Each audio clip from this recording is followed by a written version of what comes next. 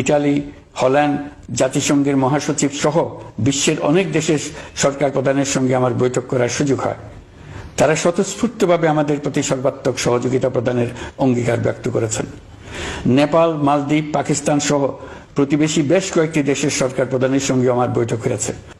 তারা সম্পূর্ণ নতুনভাবে আমাদের জন্য সহায়তার নতুন ছক তৈরি করার কাজ শুরু করেছেন। যেসব রাষ্ট্রদূত দিল্লিতে অফিস করেন তারা দিল্লি থেকে এসে দেখা করে গেছে। ইউরোপিয়ান ইউনিয়নের 20 দেশের 20 জন রাষ্ট্রদূত দিল্লিতে থাকেন, 7 দেশের 7 রাষ্ট্রদূত ঢাকায় আছেন। দিল্লি থেকে একসঙ্গে 20 জন রাষ্ট্রদূত সহ মোট 27 রাষ্ট্রদূত সমবেতভাবে আমার সঙ্গে বৈঠক করার জন্য আগামী কয়েকদিনের মধ্যে ঢাকায় আসছেন। আগে কখনো ইউরোপিয়ান ইউনিয়নের 27 জন রাষ্ট্রদূত একত্র হয়ে সরকারের সঙ্গে আলোচনায় বসেনি।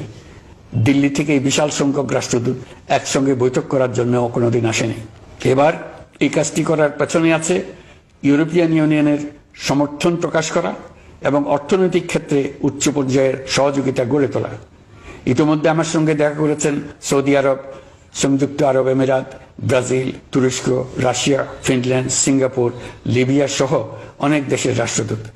দ্বিপাক্ষিক নানা সহযোগিতা সহ বাণিজ্য বিনিয়োগ বৃদ্ধির আশ্বাস তারা দিয়েছেন। বিশ্বের রাষ্ট্রপুঞ্জের মজলিসে আমরা এখন সম্মানিত এবং প্রশংসিত দেশের অবস্থানে পৌঁছতে পেরেছি। এর কারণে পরাজিত শক্তি নানা কৌশল করেও তাদের দিকে দৃষ্টি আকর্ষণ করতে পারছে না। তারা নানা চেহারা নিয়ে আপনাদের প্রিয় পাত্র হবার চেষ্টা করছে। পরাজিত শক্তির ষড়যন্ত্র থেকে নিজেকে মুক্ত রাখুন, দেশকে মুক্ত রাখুন।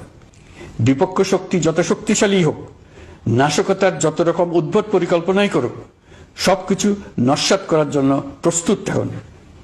এবার যে মুক্তি আমরা অর্জন করেছি তা আমাদের কাছ থেকে কেউ যেন ছিনিয়ে নিতে না পারে, তার জন্য সর্বমুহূর্তে প্রস্তুত থাকুন।